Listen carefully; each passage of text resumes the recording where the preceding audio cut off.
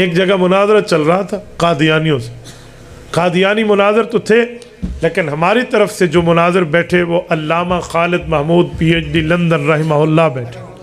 مسئلہ یہ تھا کہ ہمارے کچھ مسلک سے ہٹ کے کسی اور مسلک کے لوگوں نے جا کے مناظرہ طے کر لیا، تو اب ان سے ہوتا نہیں تھا، تو انہوں نے کہا جی دیوبندی مول صاحب کو بلاؤ، تو حضرت علامہ صاحب کو بلایا گیا۔ علامہ صاحب گئے تو آپس کے معاملات میں الجھتے نہیں تھے کہ ظاہری بات ہے اب جو کسی بڑے فتنس کے ساتھ بیٹھے ہیں تو پہلے ہی سے نمٹ لیں۔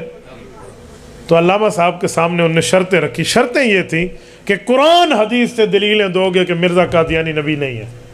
اب مرزا قرآن کے وقت اترتے وقت کہاں تھا، یا حدیث کے نازل ہوتے وقت کہاں تھا؟ اب قادیانیوں نے ایسی شرط رکھی نا، مرزا کا نام تو قرآن حدیث میں ہوگا نہیں، اور مسلمان وہاں سے کون سی آیت پڑھیں گے، لہٰذا ہم جیت گئے۔ اب وہ بیچارہ مناظر جو تھا وہ ادھر ادھر ہو گیا، تو علامہ صاحب جا کر بیٹھ گئے۔ ان نے پتہ نہیں ان کو پرچی پڑھائی یا نہ پڑھائی، بہرحال مول صاحب بیٹھ گئے، اور حضرت نے آ کر مرزا قادیانی کی کتابوں سے حوالے پڑھنا شروع کر دیا۔ انہوں نے کہا او مناظرہ ہار گئے تم۔ علامہ صاحب پھر بھی پڑھتے رہے۔ انہوں نے کہا پھر ہار گئے، یہ پھر بھی پڑھتے رہے، کیونکہ وہ ایک نتیجے تک لانا چاہتے تھے۔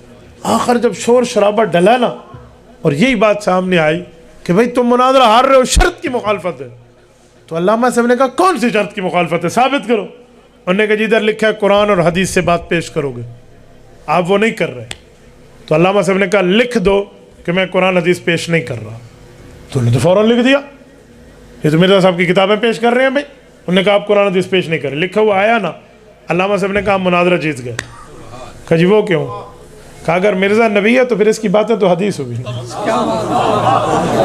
تو اندر سے تم بھی مانتے ہو یہ نبی نہیں ہے، اسی لیے اس کی باتیں حدیث نہیں ہیں، چلو جاؤ تم کا۔ تو ختم نبوت میں مرزائی اندر سے خود بھی نہیں مانتے تھے کہ اس کی باتیں حدیث ہے، بھی کوئی نہیں منے گا، اندر سے یہ بھی تو مان لیتے۔